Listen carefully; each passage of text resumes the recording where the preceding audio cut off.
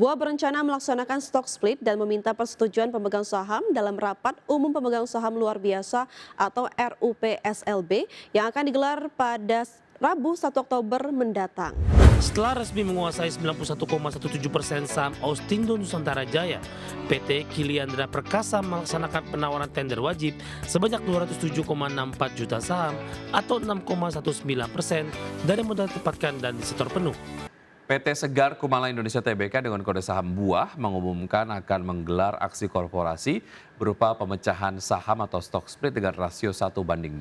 Melalui stock split, nilai nominal saham BUA akan berubah dari sebelumnya Rp50 per saham menjadi Rp20 per saham. BUA berencana melaksanakan stock split dan meminta persetujuan pemegang saham dalam rapat umum pemegang saham luar biasa atau RUPSLB yang akan digelar pada Rabu 1 Oktober mendatang. Terdapat beberapa tujuan dilakukan aksi korporasi ini, diantaranya adalah untuk meningkatkan likuiditas perdagangan saham perusahaan. Lalu harga per lembar saham BUA akan menjadi lebih terjangkau dan memberikan kesempatan kepada investor untuk aktif memperdagangkan dan ikut memiliki saham perusahaan. Alasan lainnya adalah untuk meningkatkan jumlah investor domestik di tanah air. Pasalnya dengan harga per lembar saham yang lebih murah dan terjangkau, maka akan meningkatkan jumlah investor yang berminat untuk berinvestasi di saham BUA. Pembagian saham tersebut akan meningkatkan jumlah saham disetor penuh BUA dari 1 miliar saham menjadi 2 miliar saham.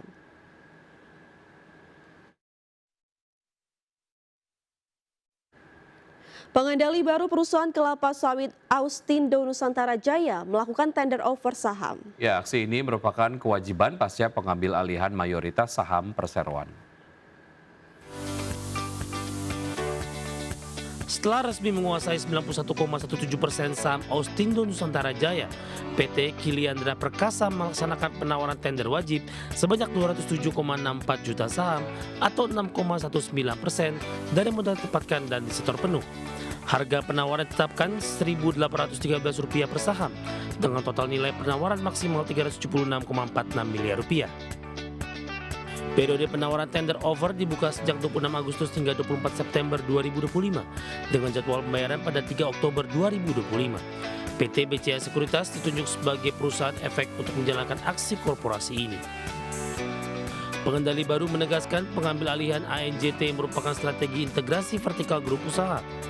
Fokus utama meliputi perluasan perkebunan, peremajaan tanaman dengan bibit unggul, hingga optimalisasi infrastruktur dan logistik. Langkah ini diharapkan memperkuat posisi strategis ANJT dan menciptakan nilai jangka panjang bagi pemegang saham. Berbagai sumber ADX Channel. Terima kasih Anda masih bergabung bersama kami, pemirsa. Pengelola gerai ASKO yakni PT Aspirasi Hidup Indonesia Tbk kini tengah merambah kota-kota lapis 2 dan 3 sebagai upaya ekspansi perseroan.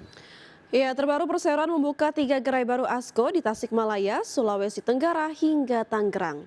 Sejak awal tahun, perseroan memang memiliki rencana untuk membangun 25 hingga 30 gerai baru sepanjang 2025. Direktur PT Aspirasi Hidup Indonesia Tbk, Teresa Wibowo menjelaskan bahwa rencana ekspansi toko tersebut akan dilakukan di daerah-daerah luar Pulau Jawa, mengingat masifnya ekspansi yang telah dilakukan di Jawa selama ini.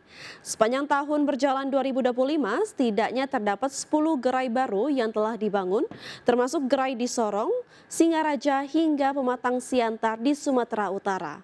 Selain fokus pada pengembangan gerai baru, perseroan juga tengah berupaya melakukan pengembangan portofolio produk untuk memperkuat posisi ASKO sebagai pusat kebutuhan rumah tangga di masyarakat. Dan selanjutnya, perseroan juga akan melakukan penutupan terhadap sejumlah gerai yang dinilai tidak lagi produktif.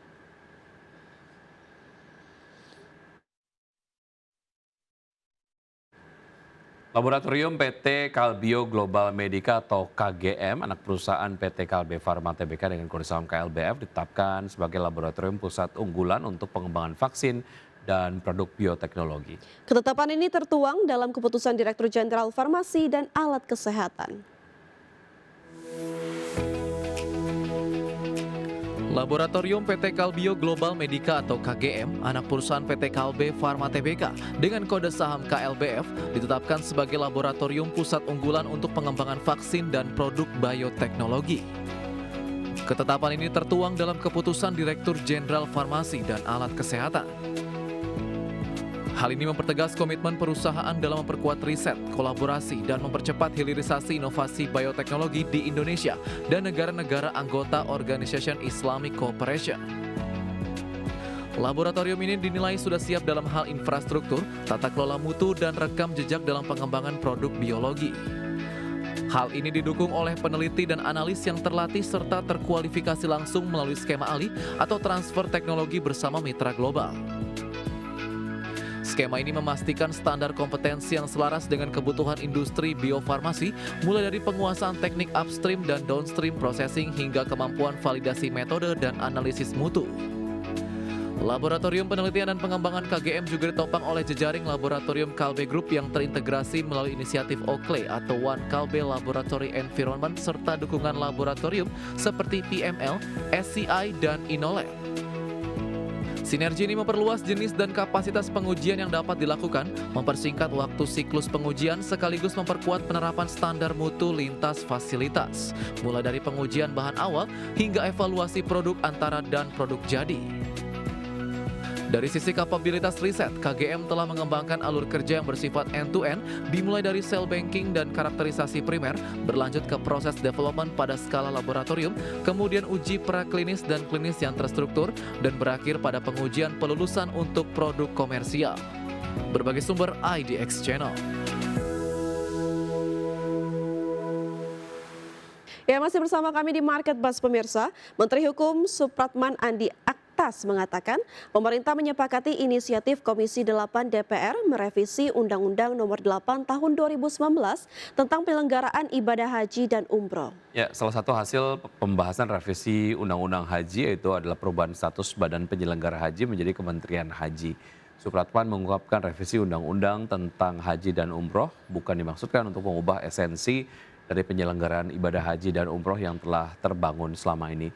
Supratman menjelaskan bahwa RUU tersebut juga menyempurnakan mekanisme dan akuntabilitas dalam mewujudkan ekosistem ekonomi penyelenggaraan ibadah haji dan umroh, pengaturan mengenai penyesuaian komponen biaya penyelenggaraan ibadah haji, mengatur kuota haji reguler dan khusus hingga pemantauan evaluasi dan pengawasan penyelenggaraan ibadah haji dan umroh.